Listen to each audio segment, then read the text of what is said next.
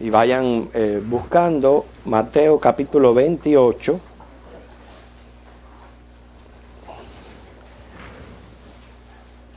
Uno de los pasajes más conocidos y populares, versículos 19 al 20, que es la Gran Comisión. Mateo 28, 19 al 20. Ok, vamos a orar. Ante tu presencia, Señor nuestro, inclinamos nuestros rostros en reverencia ante ti, en fe, porque sabemos que estás aquí presente.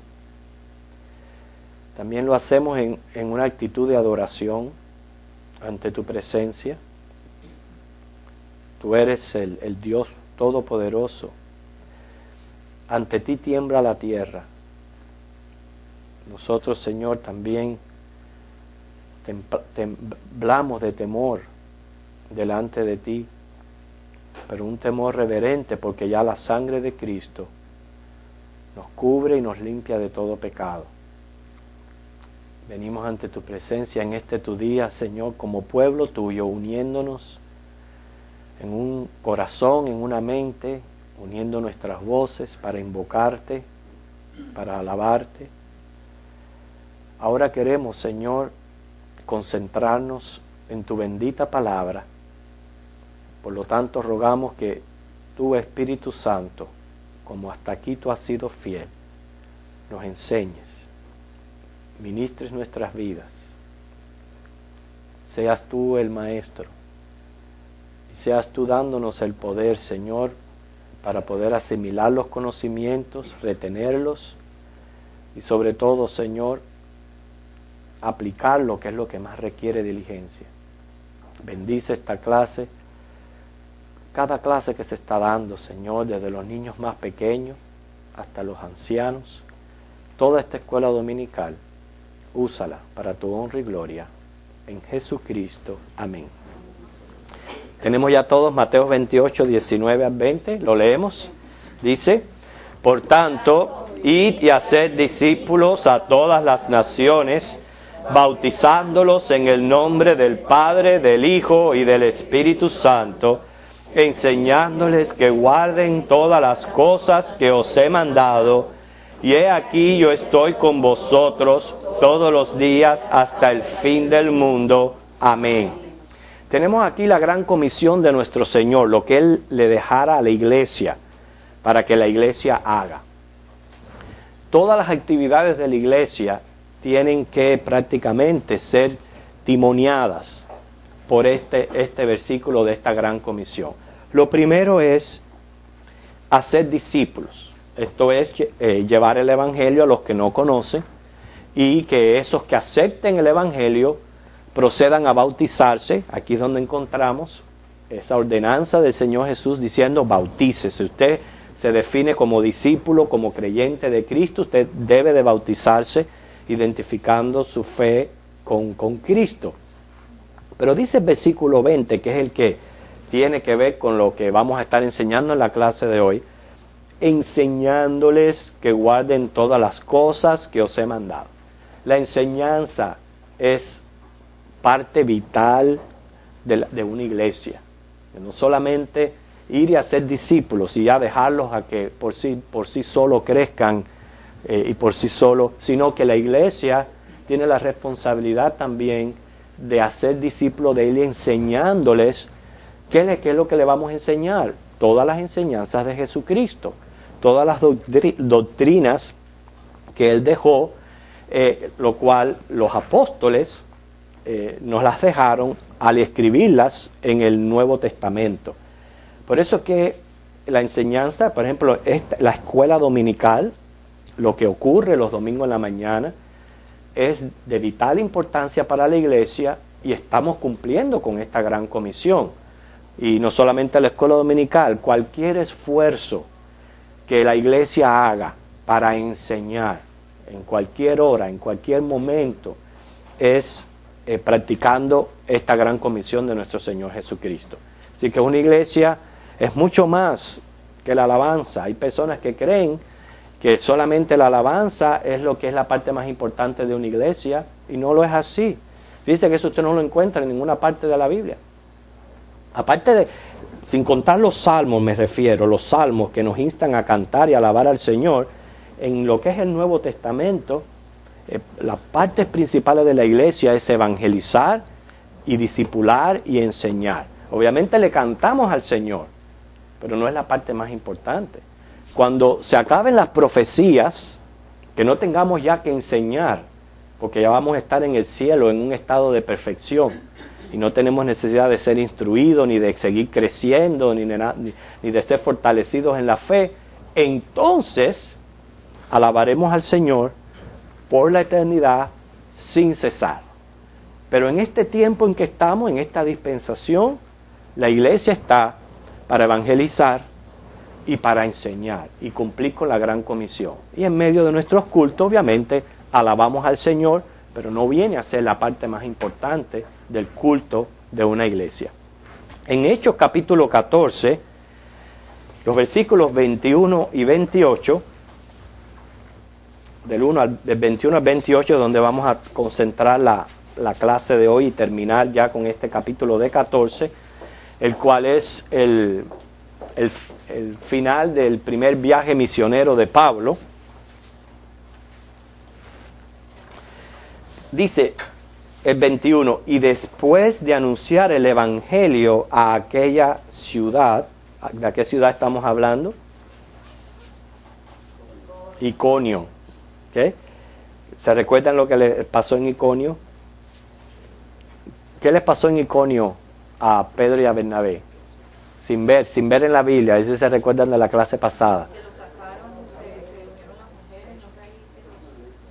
mujeres, ¿Ok? Uno fue apedreado. Pero están cerquita. ¿Pero qué fue lo que pasó? Algo causó que fueran apedreados. Los confundieron con los ídolos, con Júpiter y Mercurio. Muy bien, eso pasó en Iconio. ¿Ok? Entonces dice que después de anunciar el evangelio en aquella ciudad, lo cual yo les dije la semana pasada, que me llama la atención, que cuando Dios termina su plan y lo que Él tiene dentro de su soberanía para un lugar, y ya se acabó, pues entonces pasa algo que se tienen que ir a otro lugar. O sea que vemos aquí que no hay voluntad humana, que Dios es el que está en control llevándolos de un sitio para otro. Dice que de hacer muchos discípulos, oye, a pesar de lo que pasó ahí en Iconio, hicieron muchos discípulos por toda aquella región. Dice, volvieron a Listra, a Iconio y a Antioquía. Volvemos a nuestro mapita. ¿Okay? Listra, Iconio y Antioquía.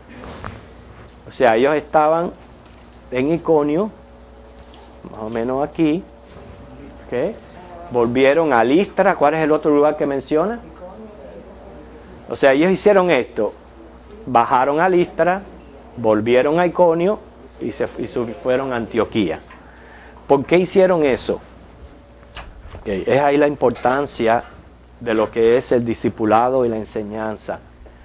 No es solamente llevar el evangelio y ya presentarles a Cristo y dejarles así nomás para que ellos mismos, como dice, se las busquen hay que enseñarles y discipularles. Y ellos volvieron por estos lugares, ellos no se olvidaron de esos grupos que habían dejado en esas iglesias.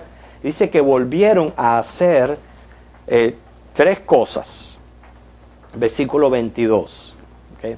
¿Quién lo lee? Confirmando los años de los discípulos.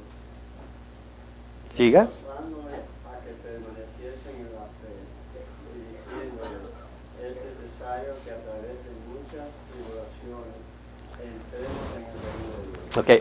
Regresaron a estos lugares, en esta ocasión no a predicar, sino dice a tratar con los que ya se habían convertido. Hacer estas 3 cosas que son importantes: confirmar ánimos, exhortarles a permanecer en la fe y advertirles sobre las tribulaciones.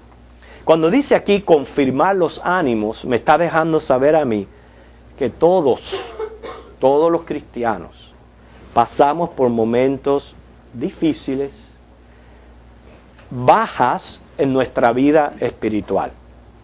En otras ocasiones yo les he mostrado, si pudiéramos poner una línea que definiera nuestro crecimiento cristiano, y usted comienza aquí, usted va a ir hacia arriba, pero va a tener descensos, y hacia arriba, y va a tener descensos, y hacia arriba. Si usted nota la mano, hay un crecimiento continuo, pero en medio de ese crecimiento van a haber bajas espirituales. O sea, quiere decir que yo no siempre voy a estar del mismo ánimo. Hay veces que mi fe va a flaquear. Hay veces que yo voy a pasar por situaciones que van a ser muy difíciles. ¿Sí, man? Cuando mi hijo estaba dando a luz, se pone en el monitor y se va viendo la agujita, qué tan intensa viene la contracción y como va mermando de un pronto a otro. Yo meditaba en el cielo y digo, wow, así la vida de uno. Así es. Baja, y a veces está uno a la mitad y ahí permanece y después sube. El que se cree que está siempre arriba no está siendo realista. El que se cree que siempre está por las nubes no está siendo realista en su vida cristiana. ¿Por qué? Porque somos pecadores. Tenemos 3 enemigos por los cuales estamos luchando. 3 enemigos. Yo, la carne. ¿Cuál es el otro enemigo? El mundo y el mismo Satanás y los ángeles. Entonces, teniendo esos enemigos tan fuertes, es obvio que van a haber bajas espirituales en mi vida. Lo único malo es cuando se caen y no quieren levantarse, o les cuesta trabajo levantarse, pero para eso es que están los más fuertes, y no que los más fuertes nunca estén abajo, ellos también bajan, pero cuando bajan, hay fuertes que los levantan, y ese es el trabajo mutuo de la iglesia, por lo cual nosotros tenemos que vivir en comunidad. Nosotros no podemos experimentar esto viviendo aislados de lo que es la iglesia de Cristo, porque yo voy a necesitar también que me levanten y me animen cuando yo estoy caído. ¿Sí, hermano? Usted dijo contra nosotros mismos, contra el mundo y contra Satanás y los ángeles. Sí, ángeles caídos, obviamente los demonios. No contra sangre ni carne, sino contra huestes de maldad. Ok, ese es uno de los beneficios de congregarnos, el estarnos animando y confirmando unos a otros en el amor y las buenas obras. Alguien que me busque 1 Tesalonicenses 5:11. Vamos a hacer algunas preguntas para participar. 1 Tesalonicenses 5:11. ¿Que usted lo tiene, hermana? Léalo. Por lo cual, animaos unos a otros y edificaos unos a otros, así como lo hacéis. Okay, fíjense cómo Pablo dice aquí a la iglesia tesalonicense, anímense unos a otros. Si yo me creo que yo estoy siempre por las nubes y que yo no voy a necesitar de nadie, estoy bien mal. Yo pienso que esos son los que más necesitan. Los que más necesitan porque sufren de prepotencia y de orgullo. Y son los que más necesitan que se les confirme el ánimo y se les levante del lugar donde han caído. Ahora, ¿qué hacemos nosotros cuando nos visita el desánimo? A ver, piense en usted. Cuando usted está desanimado, ¿qué usted hace? No me diga. Ok, muy bien. Otra persona, a ver. Cuando usted está desanimado, ¿qué usted hace? Quiero dormir. Ok. No, ¿qué hace para quitar el desánimo? Sí, ¿qué es lo que usted está haciendo? Bueno, pero comenten también encontrándose en desánimo. Ok, ora, pero tú te sientes que no quieres venir a la iglesia, entonces te pones a orar. Orar a pedir al Señor que me ayude. Exacto. Lo que siento en mi corazón. Muy bien. Marta está desanimada y a dormir. La pobre Marta no puede ni orar porque durmiendo. Sí. Loida pone música cristiana. Y de esa que quema el fuego. Ay, mi madre. Ok. Yo tengo un sistema y para mí ha sido infalible. Ajá. Mientras más yo me caigo, más me agarro de la Biblia. Y el Señor siempre, y no puedo decir que ninguna vez no me ha dicho qué tengo que hacer. Siempre. En la Biblia. Muy bien. Me ha agarrado, Señor, háblame. Yo lo primero que digo, Señor, quítame esto y háblame. Sí. Habla la Biblia y ahí está la respuesta. Digo, pero yo soy una tonta. Si yo tenía que haber hecho esto antes. Claro. Y ahí, Vicky. Bueno, yo tengo varias cosas simultáneamente. Una es que comparto ese dolor o lo que estoy pasando con alguien muy cercano a mí, con una amiga. Y entonces Muy bien. ella me apoya mucho recordándome versículos bíblicos o recordándome incluso todas las cosas que el Señor ha hecho conmigo. Qué bien. Entonces, Muy bueno. al recordar todo lo que el Señor ha hecho conmigo, entonces me doy cuenta de que tengo esa esperanza y esa fe de que son momentos que tengo que vivir. Y me recuerda también que eso hace parte de acercarme a Dios y hace parte de mi crecimiento. Claro. espiritual. Hermano. Sí, en la carretera a veces yo, en el caso personal, me siento desanimado y un poco solo, triste. Y cogí la Biblia y me puse a buscar promesas de Dios. Ujú. Tengo una libreta, muchas promesas de Dios. No manejando, pero estoy parado. Y no vaya a ponerse a orar con los ojos cerrados con la rastra. Los ojos cerrados, loco, con los ojos abiertos. Sí. Y entonces tengo una libreta, muchas promesas de Dios escritas. Y cuando paso esos momentos, ¿Tú ves? cojo la gaveta, saco mi libreta y de la Se pone a Biblia, recordar las son promesas. bíblicas, no es otra cosa. Me pongo a leer esas promesas bíblicas y orarle a Dios. Ya ahí sí lo puedo hacer con los ojos cerrados porque estoy parado. Muy bien. Hermano. A veces yo voy a poner en oro fallo como avión. Pero bueno, una cosa es que a veces, yo empiezo muy temprano en la mañana. ¿Okay? Y sé quitar el oro fallo, pero no que manejar. Ajá. Dejando a rodear al animalito. Meditar en lo que mi vida era antes. Ujú. Será el Señor. Porque aquellos que han tenido servicio militar, 99% se descarrían del Señor. Así mismo. Okay, entonces, ver lo que me ha ocurrido antes de entrar en esa nueva vida, porque es una vida completamente diferente, pasar por lo que es la mundanalidad y después volver al Señor otra vez, reflexionar en lo que ha podido haber sido.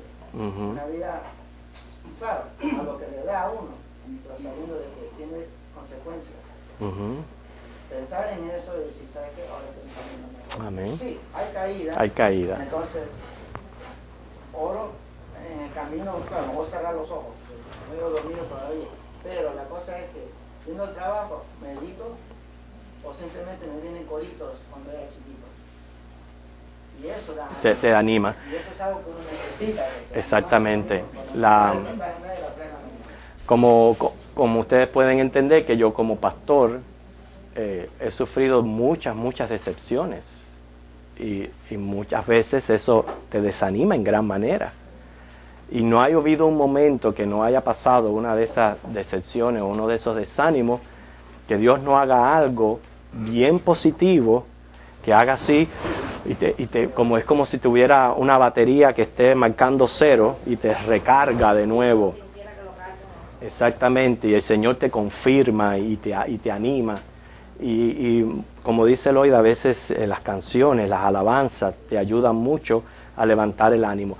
Lo que estamos hablando en el primer punto, o sea, que fue lo que hicieron Pablo al regresar a estos lugares donde ya ellos habían ido, es que es bien importante que nosotros nos confirmemos el ánimo los unos a los otros. Realidades, yo voy a estar también necesitado, no importa cuánto tiempo yo tenga en el Evangelio, cuánto yo haya crecido en el Señor, todos somos vulnerables al desánimo y todos vamos a necesitar de oración, que es lo que más o menos escuché en común que ustedes dijeron, oración, la palabra, el canto, el consejo de una persona con que tú puedes tener confidencialidad, y todo eso se necesita para confirmar el ánimo.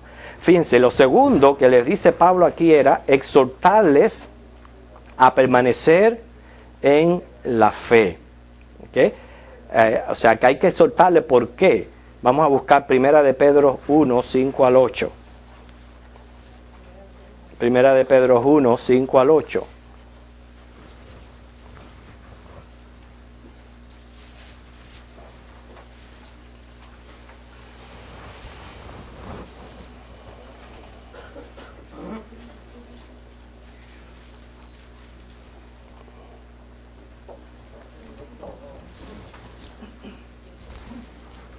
¿Quién le gustaría leerlo?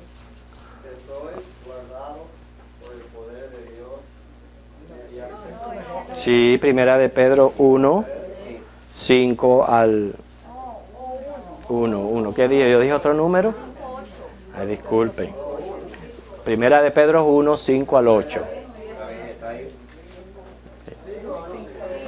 Siga. Ok, igual el nuevo entonces. Sí. Que sois guardados por el poder de Dios mediante la fe para alcanzar la salvación que está preparada para ser manifestada en el tiempo postrero, en lo cual vosotros os alegráis, aunque ahora por un poco de tiempo, si es necesario, tengáis que ser afligidos en diversas pruebas, para que sometida a prueba vuestra fe, mucho más preciosa que el oro, el cual, aunque perecedero, se prueba con fuego, sea hallada en alabanza, gloria y honra, cuando sea manifestado Jesucristo, a quien amáis sin haberle visto, eso es fe, en quien creyendo, aunque ahora no lo veáis, os alegráis con gozo inefable y glorioso. Ok. Fíjense, todos, no solamente estamos viendo realidades del cristiano, no solamente experimentamos desánimo, todos vamos a pasar por pruebas. A nadie le gustan las pruebas. ¿Por qué prueba Dios? Okay. ¿Por qué? Para hacerlo maduro, Ajá. Okay. para vivir en dependencia a Dios Muy bien, y crecer a la manera, a la imagen de Cristo. muy bien. Que nos va trabajando en las áreas que tenemos que cambiar. Si yo pienso que esa es la manera en que yo respondería esta pregunta, ¿por qué nos prueba Dios? Es que acuérdense que el pecado lo que ha hecho con nosotros ha sido devastador en toda esfera de la vida. Y entonces se necesita como un tipo de remodelación, una reconstrucción en todo aspecto de nuestro ser, en todo aspecto. Dios va a probar virtudes, carácter, temperamento, en todo. Entonces la prueba ayuda al crecimiento, como dice la hermana. Esa prueba es lo que me va a llevar a mí al crecimiento. Eso yo lo necesito, hermano. También nos capacita, Claro. experiencia para que en otro momento otras personas que estén derrotadas en el pueblo por ahí no puedan animar. Claro. Entonces, al pasar por esa experiencia, como usted dice, usted tiene la capacidad de poder ayudar a otras personas que estén pasando. Quiere decir que las pruebas no nos gustan, pero son necesarias. No es porque Dios sea un Dios masoquista, que quiere vernos pasar por el dolor. No, es que nosotros lo necesitamos. Por eso que lo más sabio para el ser humano es que cuando tú entiendas que Dios te está probando para darte una lección, apréndala, para que ya pares la prueba. Apréndala, aplícala. Y así de esa manera vas a ver que no vas a tener que pasar por tantas pruebas. Pero claramente dice aquí, exhortándoles a que permanezcan en la fe. ¿Por qué? El camino de la cruz no es fácil. Es posible, pero Cristo lo hace posible, pero no es fácil. La puerta estrecha por la cual tenemos que entrar es una puerta y un camino de abstinencias. Es decirle que no al pecado. Es como ir en contra de las ondas del mar. O sea, hay que nadar en contra de la corriente del mundo. El cristianismo, ya mencionamos, tiene muchos enemigos. Y es por eso que es lo que yo digo ante estos versículos, exhortándoles a que permanezcan en la fe, que cuando a mí me vienen a predicar un evangelio que es todo progreso, ahí yo puedo entender que es una gran mentira. Porque la realidad es que nosotros vamos a experimentar desánimo y vamos a necesitar ser exhortados en la fe. Y el otro punto era advertir sobre las tribulaciones. ¿No lo leímos ahí en Hechos 14? 22 dice, exhortándoles que permaneciesen en la fe, a través de muchas tribulaciones entremos en el reino de Dios. Entonces, si usted se pone a contar sus tribulaciones, vienen por ahí y le dicen, mijo, porque tú estás viviendo en pecado, en derrota. Y piensan de que porque uno esté pasando por tribulaciones, no está viviendo el cristianismo a lo máximo o a como se debe de vivir. Eso es una gran mentira. Esa es la palabra que estoy usando Sí. ahora. Vives en derrota. Exacto. Porque no estás en un cristianismo que predica que la abundancia es lo que es. Exacto, eso es mentira, completamente mentira. ¿Loida? Tenemos que ver también que como cristianos, sí, el Señor nos prueba, pero Satanás está como león rugiente buscando a quien devorar. Él no va a devorar a uno de los suyos. Él quiere devorar al que es más fiel, al que es más victorioso. Por eso no hay muchos predicadores que asemejan la vida del cristiano como el árbol que dan buenos frutos. Mientras más lindo es el fruto, más piedra uno le tira para tumbarlo y comérselo. Y entonces así mismo Satanás, mientras más uno quiere acercarse a Dios, más él trata de devorarlo a uno y de ponerle obstáculos en la vida para hacerlo caer. O sea que fíjense cuántas realidades nosotros, Pablo nos está mostrando al él regresar a estas iglesias para ayudar a aquel pueblo que estaba naciendo en Cristo, ayudarles a permanecer fieles y firmes. Nosotros tenemos la promesa, dice, de entrar al reino de los cielos. Dice Mateo 11:12 que el reino de los cielos lo arrebatan los valientes. Y el reino de los cielos tiene que ser nuestro incentivo. Y créame, hermano, nosotros no estamos pasando nada a lo que han pasado gente que ha entrado a ese reino de los cielos, prácticamente dando sus vidas. ¿Sí, mi hermano? Bueno, cuando estamos en tribulación, yo eso es una de las cosas que yo cojo. Yo digo, no, Señor, no estoy pasando de nada. Hay casos más terribles, hay casos que definitivamente no hay solución. Siempre le digo al Señor, Señor, muéstrame qué es lo que tú quieres que yo aprenda de todo eso. Porque muchas veces pasamos la prueba, hermanos, pero no abrimos el corazón. ¿Qué es lo que el Señor me está mostrando? ¿En qué me he equivocado? ¿Qué es lo que el Señor me está mostrando? ¿Por qué estoy pasando por esto? Como dice usted, para en el futuro no volverlo a repetir. Exactamente. Nosotros tenemos que entender las tentaciones nos vienen de manera interna y de manera externa. Internas son las que yo mismo provoco. Yo mismo provoco esas tentaciones. ¿Okay? Con mi carne, con mis debilidades. O sea, yo mismo las provoco. Las externas son las que ya uno no tiene control. Vienen precisamente como ataques. O sea, las internas, uno puede hacer mucho al respecto. Uno puede evitarlas. Evita todo lo que usted sabe que no le agrada a Dios y usted va a ver como muchas de esas tentaciones internas usted las va a evitar. Las externas son las que no podemos tener control. Vienen y al venir, entonces hay que ser realistas y hay que con fe y con mucha oración, como hizo el Señor Jesús, pues tratar de vencerla y tratar de salir adelante. Ya, por eso dice Santiago, el Señor no tienta a nadie, el Señor lo que prueba, el Señor no tienta. ¿Okay? La tentación es, o me la provoco yo, o la provoca el enemigo. La prueba es la que viene de Dios, y casi siempre la prueba es un acto disciplinario del Señor, que no quiere que permanezcamos en esos mismos patrones de error. Hermano. Cuando eso, en el Evangelio, la Biblia lo dice claro, habrá tribulación y entraremos por la puerta estrecha. Y el caso mío, yo no puedo analizarme, como decía el hermano, yo le doy gracias a Dios, porque para mí estar en el Evangelio ha sido una puerta, una entrada, una puerta segura. Yo le doy gracias a Dios porque yo estoy en el Evangelio hace apenas 12 años. Y la vida que yo llevaba anteriormente, yo me pongo a mirar. Digo, Dios mío, como yo me estoy evitando peligros que andaba antes, posibles enfermedades, posibles accidentes.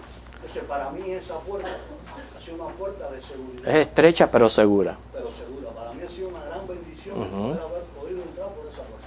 Por eso que aquí, fíjese, lo que nos está enseñando Pablo es que nosotros tenemos que tener cuidado con los peligros de predicar un evangelio fácil. Cuando yo digo un evangelio fácil, ¿a qué me estoy refiriendo?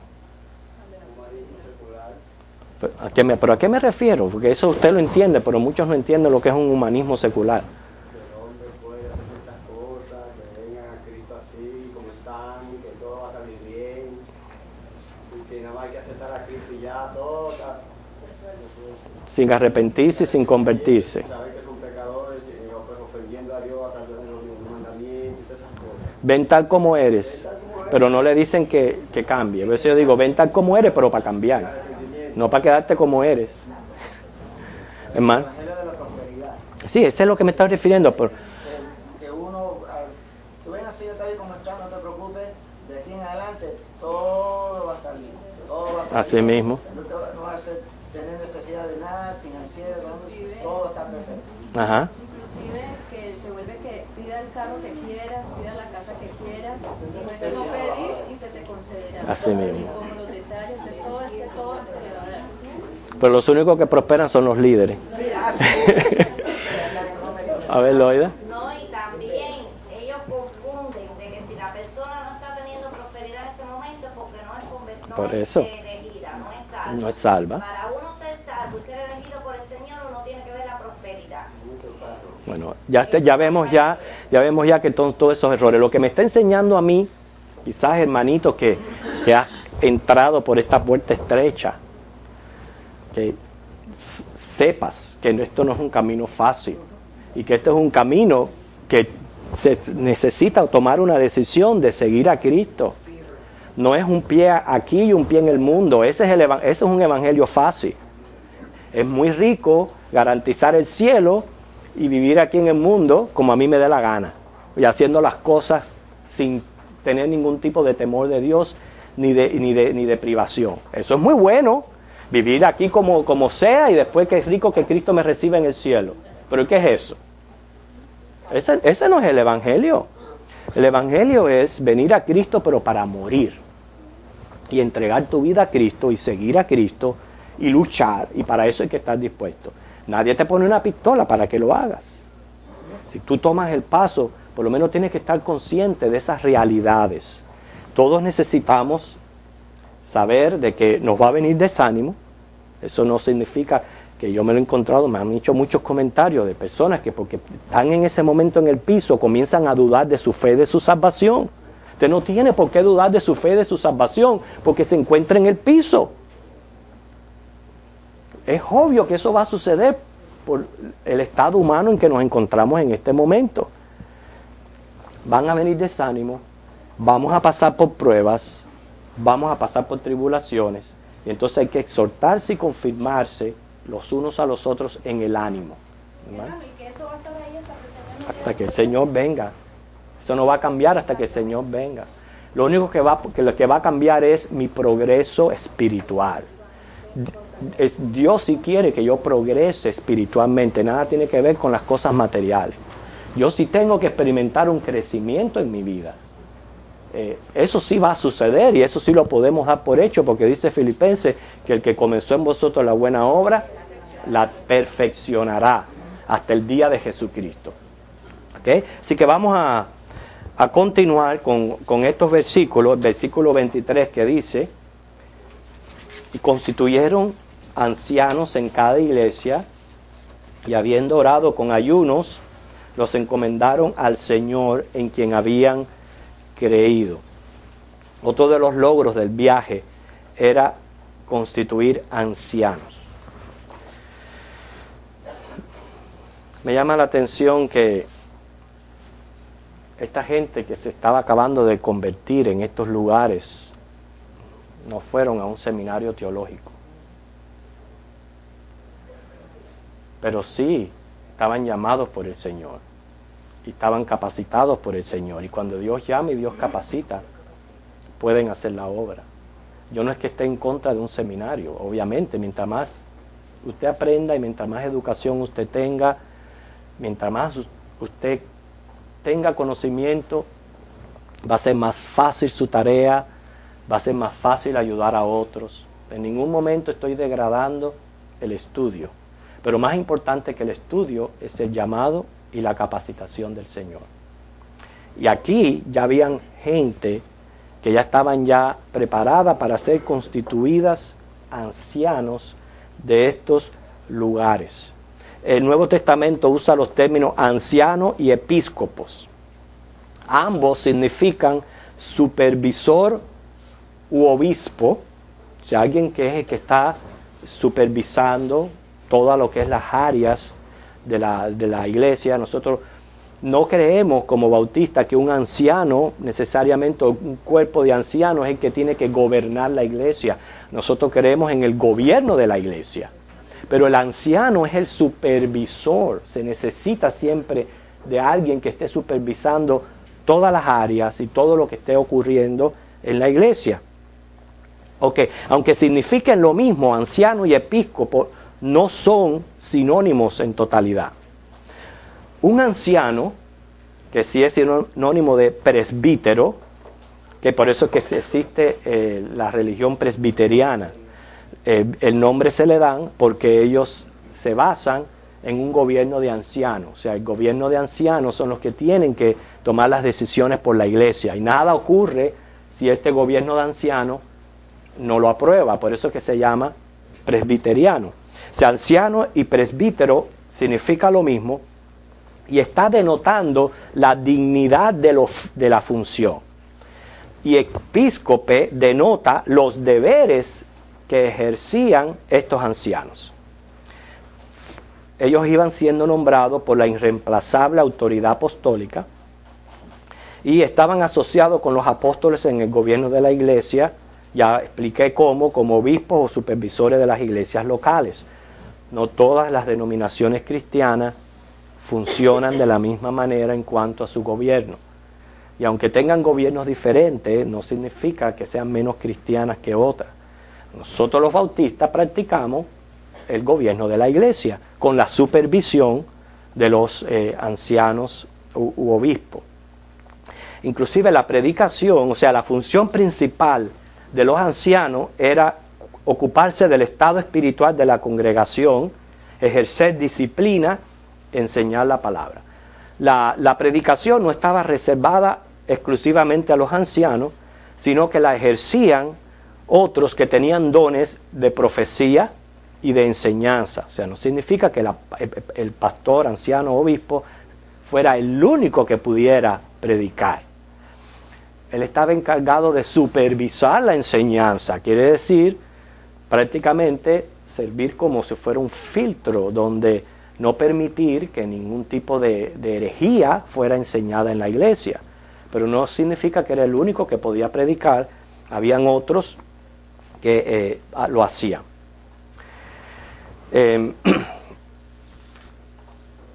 Okay, pero no vamos a hablar más acerca de ese asunto, sino vamos a continuar con la clase, los versículos 24 al 25, pero ya por lo menos vemos que otro de los propósitos por lo cual ellos pasan por estos lugares donde ya habían iglesias era constituir allí ancianos, o sea, personas llamadas y capacitadas que puedan servir de supervisores al resto de la congregación. Dice 24 y 25 que pasando luego por Pisidia vinieron a Panfilia y habiendo predicado la palabra en Perge descendieron a Atalía. Vamos a ver si el mapita nos da todos estos lugares que están mencionando aquí. Ya el grupo misionero está regresando de su viaje. ¿Okay? Llegaron a Iconio. ¿Okay? Ellos después bajaron por Listra y Derbe, regresan a Listra, regresan a Iconio, luego se dirigen a Antioquía de Pisidia y van hacia esta zona de aquí, de Perge y Atalía.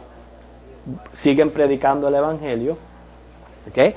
Y van regresando, vuelven a pasar, van regresando por aquí ya directo de Atalía, van directamente a su lugar de origen, que fue Antioquía de Siria, que fue del lugar donde ellos mismos habían salido en su primer viaje misionero. Ahí se completa este viaje. Vamos a terminar de leer los versículos. Dice que el 26, de allí navegaron a Antioquía, desde donde habían sido encomendados a la gracia de Dios para la obra que habían cumplido. Nos siguen enseñando estas frases. Solamente el capítulo nos va llevando por todo el lugar donde ellos iban yendo, sino frases como esta me llaman la atención, encomendados a la gracia de Dios. Todo eso que ellos hicieron, desde que salieron, que fueron por Chipre, por todos esos lugares y por todas esas ciudades, y regresaron al lugar donde salieron, dice que ellos se habían encomendado a la gracia de Dios. Quiere decir, solamente eran instrumentos del Señor para lo que Dios quisiera hacer con ellos en los lugares a donde ellos iban. Esa es la única manera de interpretar esa frase cuando dice encomendados a la gracia de Dios. Sus logros no fueron personales, fueron resultados de la irresistible gracia de Dios para con los escogidos. Y dice también otra frase, para la obra que habían cumplido. Qué tremenda satisfacción uno siente cuando uno sabe que ha cumplido con la obra que Dios nos ha recomendado. Esa es una satisfacción que uno siente que es increíble. ¿Okay? No pueden decir lo mismo aquellos que dejan las cosas por la mitad. ¿Usted cree que Juan Marcos pudo decir lo mismo? No. Juan Marcos llegó a ser un gran hombre de Dios. Llegó a ser un mártir del Evangelio.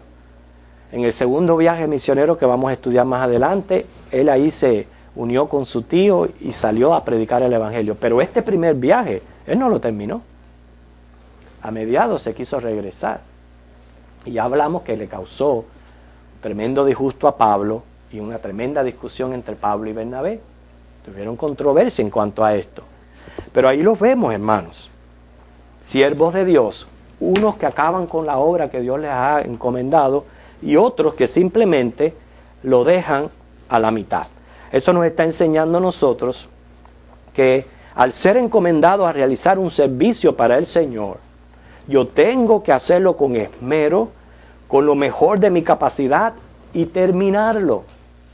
Yo puedo empezar con mucho auge, como el Alcacerse, con mucha espuma, pero cuando pasa el tiempo, ¿qué? Voy a permanecer en lo mismo. Hay personas que hacen así y se caen. Por eso yo prefiero caminar y no correr y cansarme rápido. Prefiero dar pasos caminando y no corriendo. Porque hay personas que hacen esto. Entonces como dice, les brinda la oportunidad de un ministerio, lo hacen con mucho empeño, pero les dura poco. Y eso no es lo que Dios quiere, eso no es lo que le va a dar satisfacción a usted.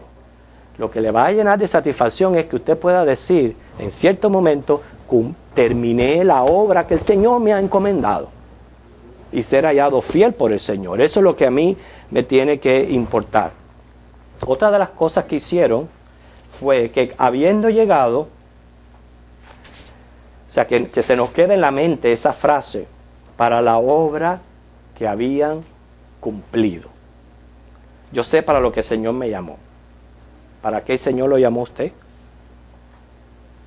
Para eso que el Señor lo llamó. ¿Okay? Usted tiene que asegurarse que usted lo cumpla. Y que lo que usted esté haciendo con el Señor, para el Señor, usted lo haga con esmero y lo haga bien. Recuerde, no es empezar, es terminar lo que vale. Ahora dice, habiendo llegado y reunido a la iglesia, refirieron cuán grandes cosas había hecho Dios con ellos y cómo había abierto la puerta de la fe a los gentiles. O sea, tuvieron un culto para dar testimonio, un culto donde sirvió de informe a la iglesia que los habían enviado de todos los logros, de todo lo que hicieron durante todo ese viaje. Y yo estoy seguro que muchos se regocijaron. Quién sabe cuánto duró ese culto, ese servicio, cuánto dijeron, cuánto hablaron, solamente el Señor sabe. Pero otra de las frases que me llama la atención aquí es cómo había abierto la puerta de la fe a los gentiles. ¿Quién es el que abre la fe? El Espíritu de Dios. Como dice Efesios 2, 8 y 9, que la fe es un don de Dios. Es el Espíritu de Dios quien da la fe para que usted y yo podamos creer. Cuando Él abre, entonces uno puede tener la capacidad de creer. Mientras tanto, la persona está muerta y no puede creer.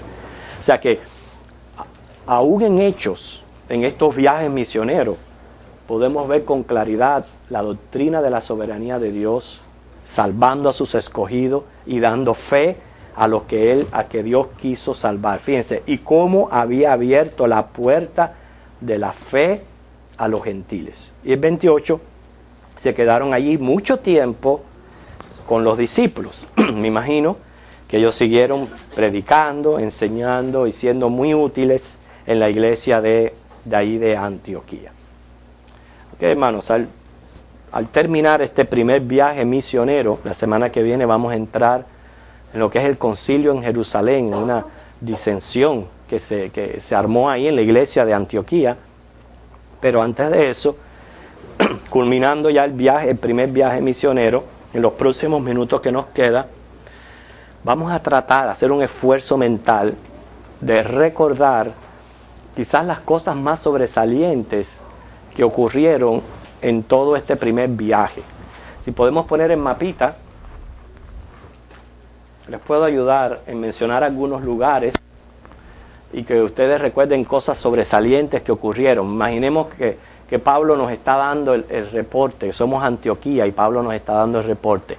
Salen de aquí de Antioquía, de Siria, entran en Salamina, que es el puerto de Chipre, y van hacia Pafos. ¿Qué ocurrió en Pafos?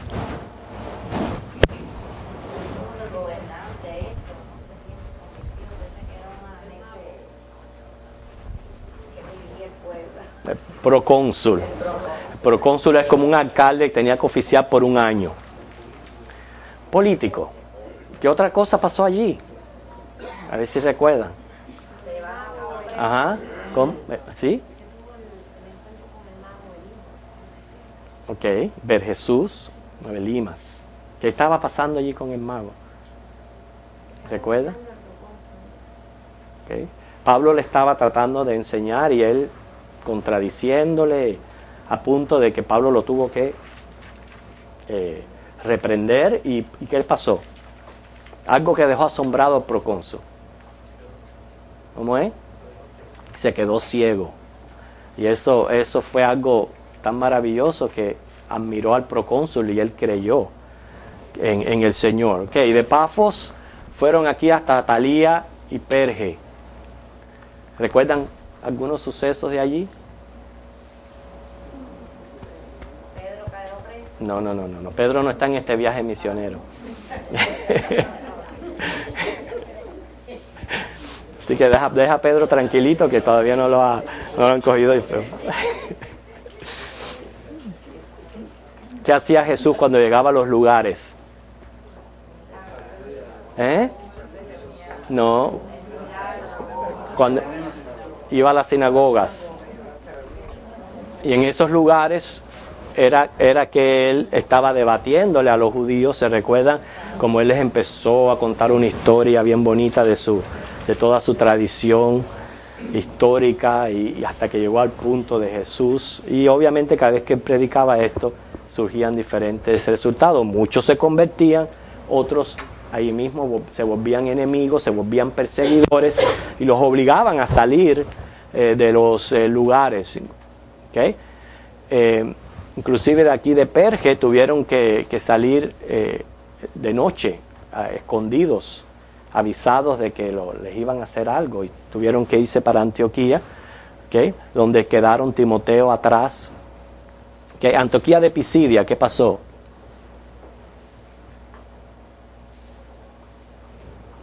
Algo sobresaliente que ocurrió allí en ese lugar.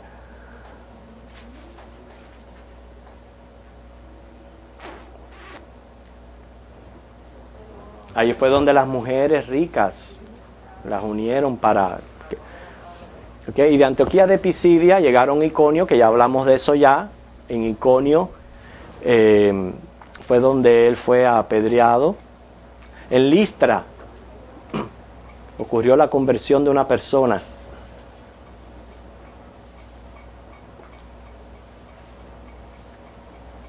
¿No se recuerda nada de eso?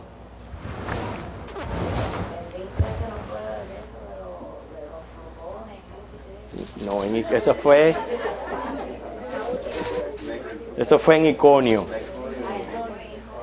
Sí. Sí, en Listra.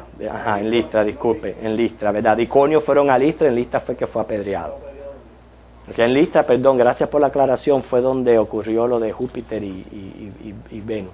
Mercurio. Júpiter y Mercurio. Fue cuando él salió, Exactamente. Cuando San Iconio fue que se fue y se sacudió los pies. En Iconio. que fue, eso fue en Pisidia. Eso fue en Pisidia. ¿No salió de Pisidia? Sí, me parece, déjenme ver. Ok, el caso fue, hermano, que ellos hicieron su labor, completaron, como dice, la obra a la cual el Señor les había encomendado. Los resultados fueron muchos convertidos, iglesias establecidas. No tienen que regresar, ya tienen que establecer obreros para que sirvieran de supervisores en esos lugares. Fue un viaje que Dios prosperó. Fue un viaje que por la gracia del Señor muchos se convirtieron y obviamente ellos siempre glorificaron al Señor por todas esas cosas que dieron en su primer viaje. Son 2 viajes más que hace Pablo y vamos a estar estudiando en el libro de Hechos acerca de esos 2 viajes que hizo Pablo, en total 3. Pero ¿qué pudimos aprender en la clase de hoy? Próximos minutos. ¿Qué es lo que se nos va a quedar que queremos llevar a nuestras casas? Algo que a usted particularmente, en breves palabras, no que vamos a dar oportunidad en los próximos 5 minutos que varias personas puedan expresar lo que ellos han aprendido en esta clase. Que vamos a tener tribulaciones, pero que vamos allá con su. Muy bien. No dejábamos convertidos a su propia suerte, lo seguían enseñando y encaminando. Así mismo. O sea, no era nada más que convertir a las personas. Era bien importante para la iglesia. O sea, la enseñanza es un ministerio vital de la iglesia que cumple con la gran comisión. La gran comisión, a veces nada más que el enfoque está en hacer discípulos y bautizarles. Pero no, enseñarles es una parte también importante. Otra cosa. Es importante el estar animándonos unos a otros, porque puede decaer. Okay. O sea, no podemos confiar en nuestra propia prudencia. Hay que estar alertas y velar porque van a haber momentos que yo puedo así caer para el piso y voy a necesitar de una mano de siempre que me levante. ¿Ok, mana? Entonces, en cuanto a las pruebas, están las internas las que yo permito que yo provoco. Las externas, pues Satanás y su recua de maleante es el que nos cae, pero recordar que Dios nos manda esas pruebas para reafirmarnos. Okay. Es importante tener esas pruebas ahí que crecemos. Sí. Hay que saber aprender a poner, hermana, las pruebas del Señor aquí, las tentaciones acá. O sea, no es que el Señor nos manda las tentaciones, Él no nos manda esa parte. Él nos prueba para disciplinarnos. Las tentaciones nos vienen de 2 formas, internas y externas. Y esas son las que tenemos que tener mucho cuidado. Usted puede poner un ejemplo de una tentación interna.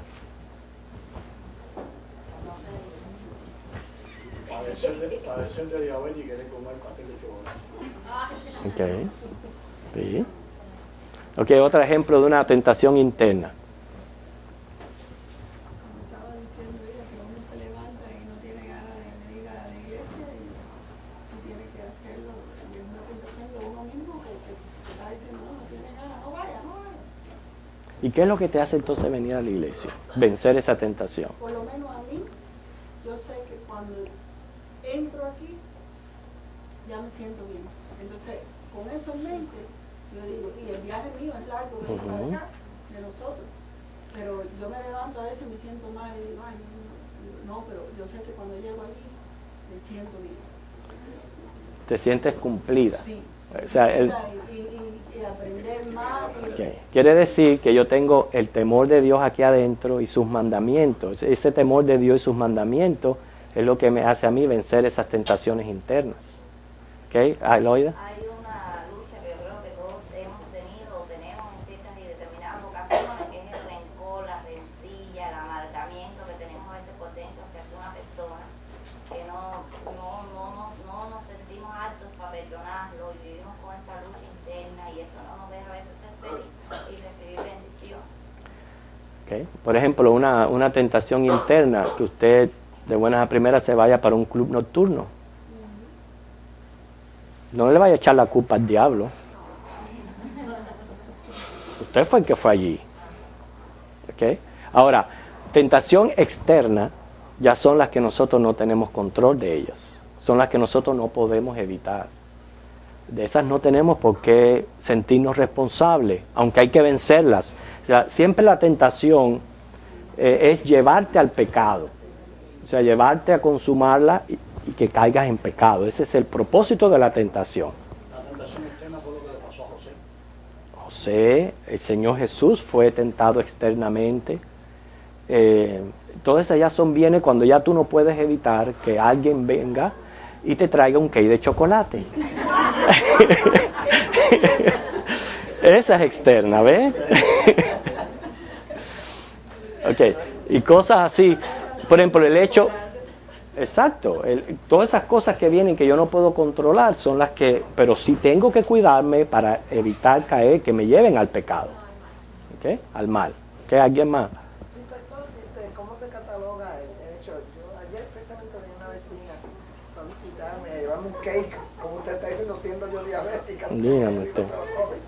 Y ella me estaba contando de una vecina que tiene que ya no sabe por qué, señora ni la niega. Si la ve, le tira la puerta.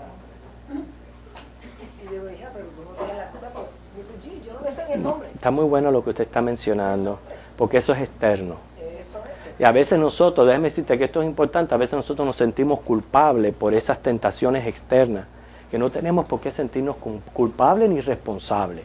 Yo soy culpable y responsable por lo que está aquí adentro y aquí adentro. Pero si viene externamente, lo único que yo puedo hacer es orar. Yo no puedo ser responsable por las acciones de los demás.